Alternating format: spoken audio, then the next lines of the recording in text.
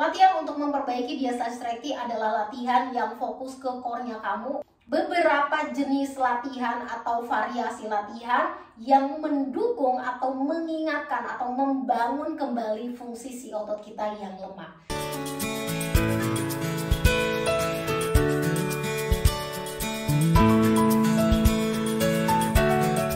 Hai moms, balik lagi ke fitmoms.id, di mana di channel ini aku share informasi untuk mendukung kamu mendapatkan tubuh fit dan ideal kembali pasca hamil dan melahirkan. Di video kali ini aku bakalan share ke kamu beberapa latihan atau gerakan yang bisa kamu ikutin di rumah. Beberapa dari kalian sudah komen dan menanyakan juga di Instagram kira-kira latihan apa nih yang bisa aku ikutin untuk memperbaiki kondisi diastase rekti. Jadi di video kali ini aku akan share beberapa latihan atau gerakan yang bisa kamu praktekkan atau kamu ikutin di rumah untuk mendukung pemulihan diastase rekti kamu. Diastase rekti adalah kondisi lemahnya otot kamu pasca hamil dan melahirkan. Kalau kamu belum tahu apa itu diastase rekti, kamu boleh cek link di bawah, ada penjelasan informasinya lebih detail. Latihan untuk memperbaiki diastase rekti adalah latihan yang fokus ke core-nya kamu untuk memperkuat si core yang hilang fungsinya atau fungsinya nggak maksimal. Jadi tugas kita adalah kasih beberapa jenis latihan atau variasi latihan yang mendukung atau mengingatkan atau membangun kembali fungsi si otot kita yang lemah. Kamu bisa melakukan latihan ini seawal mungkin karena ini adalah latihan yang cukup basic. Ambil posisi terlentang di lantai dan pastikan ini backnya kamu benar-benar nempel ke lantai dan kamu akan berusaha untuk nge-slide kakinya kamu. Jadi kakinya itu di slide bergantian. Dan pastikan saat kamu turunin kaki, saat kamu nge-slide kakinya, ini perutnya kamu dikontrol. Jadi pusarnya itu ketarik ke dalam. Angkat lagi kakinya, buang nafas, dan relax. Jadi bernafas relax. Dan saat perutnya ditarik ke dalam atau si pusarnya kita ditarik ke dalam, kakinya diturunin. Naikin lagi kakinya. Dan lakukan di kaki bergantian.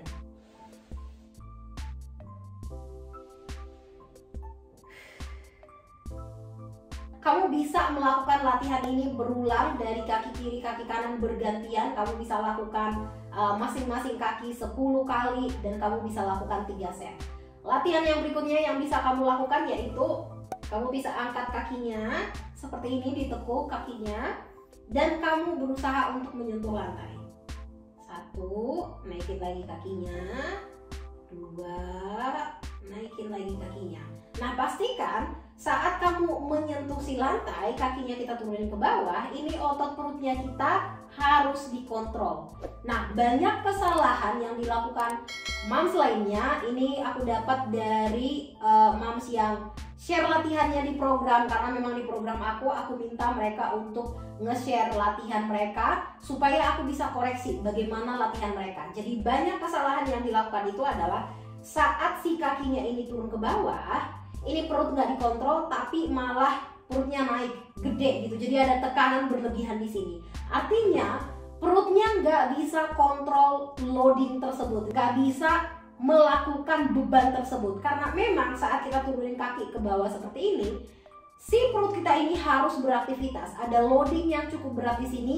Dan kalau kamu ototnya lemah, jangan heran kalau kamu berusaha untuk menyentuh lantai seperti ini, saat kakinya diturunin, itu si perutnya akan kencang, naik atau menggunung atau konik, dan itu perlu kamu hindarin. Jadi kalau kamu saat melakukan latihan tersebut, pengontrolan core-nya nggak bener, nafasnya nggak bener, kamu nggak perlu melakukan latihan-latihan yang lainnya kalau di pundasinya aja nggak bener. Jadi pastikan kamu melakukan core-nya, pengontrolan otot perutnya itu bener-bener dapat dan maksimal. Saat kamu turunkan kaki, si perutnya ini dipastikan terkontrol ke dalam, si pusarnya ini ada ke bagian dalam, jadi benar-benar dikontrol dan kakinya diturunkan atau menyentuh lantai. Dan dilakukan lagi dengan kaki bergantian. Nah, kalau kamu sudah bisa melakukan latihan ini, kamu bisa naikin lagi intensitasnya dengan kaki yang lebih jauh jaraknya.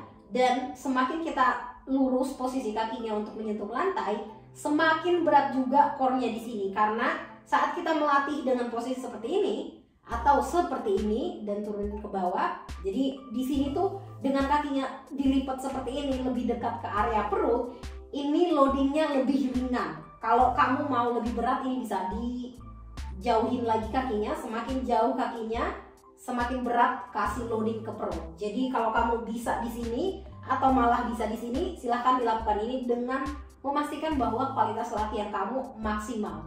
Jadi kalau kamu mau lebih berat lagi, ya tinggal dijauhin aja kakinya dan sentuh lagi ke lantai. Dan ingat, pastikan si otot core-nya ini benar-benar kencang atau ketarik ke dalam. Kalau kamu nggak dapat penguasaan core-nya ini, nggak ada gunanya mengikuti latihan-latihan ini. Kalau latihan terlentang di lantai tadi cukup berat, kamu bisa ke yang paling dasar dengan duduk seperti ini dan kamu tangannya bisa dibantu seperti ini. Kamu tinggal kakinya ini di slide aja seperlunya seperti ini. Dan kamu tinggal slide kakinya, dan ini jauh lebih ringan dibanding posisi terlentang atau posisi tidur di lantai. Ini bisa juga kamu lakukan dan fokus ke nafasnya, pastikan si core-nya dikencengin dan kamu bisa slide kakinya.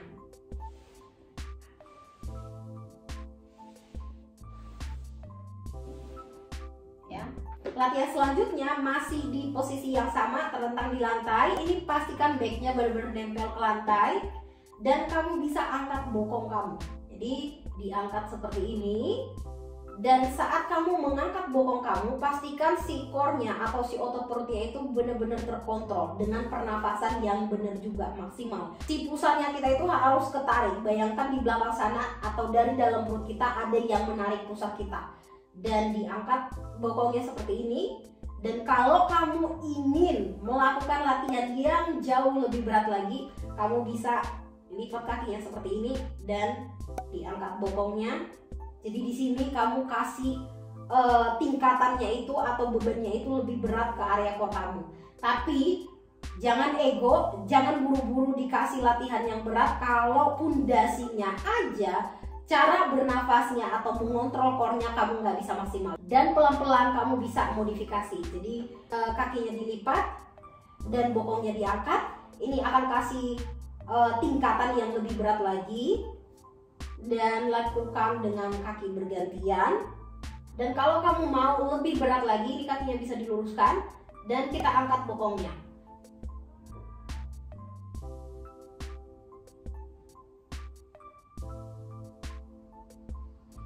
Dilakukan dengan kaki bergantian.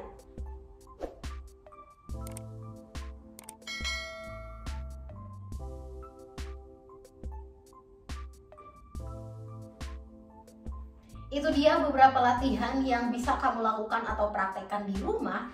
Fokus ke core-nya dengan pernafasan dan pengontrolan core yang benar. Jadi latihan-latihan yang tadi mungkin terlihat simpel, tapi penguasaan core-nya harus maksimal. Dan beratnya latihan itu setiap orang berbeda-beda. Jadi bukan karena kamu sudah 12 minggu pasca melahirkan atau kamu sudah bertahun pasca melahirkan, artinya kamu sudah ada di tingkatan latihan seperti ini. Bukan. Tapi latihan tersebut berdasarkan kemampuan tubuh kamu, bagaimana kondisi fisiknya kamu, selemah apa core-nya kamu. Kalau di pondasinya aja salah, bernafasnya, mengontrol core-nya nggak benar, percuma kita melakukan berbagai variasi latihan yang ada. Jadi pastikan fokusnya tersebut adalah pengontrolan core-nya, pastikan kamu bernafasnya maksimal, dan kamu kombinasikan dengan latihan-latihan yang berbeda. Itu akan menargetkan atau mengingatkan kembali fungsi core kamu yang lemah. Dan pastinya setiap orang punya waktu yang berbeda-beda untuk memperbaiki kondisi diastasis rekti ini. Kamu boleh cek linknya di bawah, penjelasan tentang berapa lama memperbaiki kondisi diastasis rekti. Itu dulu informasi yang bisa aku share kali ini, semoga bermanfaat. Please dilatih. Kalau kamu ada pertanyaan silahkan langsung share di kolom komentar di bawah. Thank you dan sampai ketemu di video yang akan datang. Bye!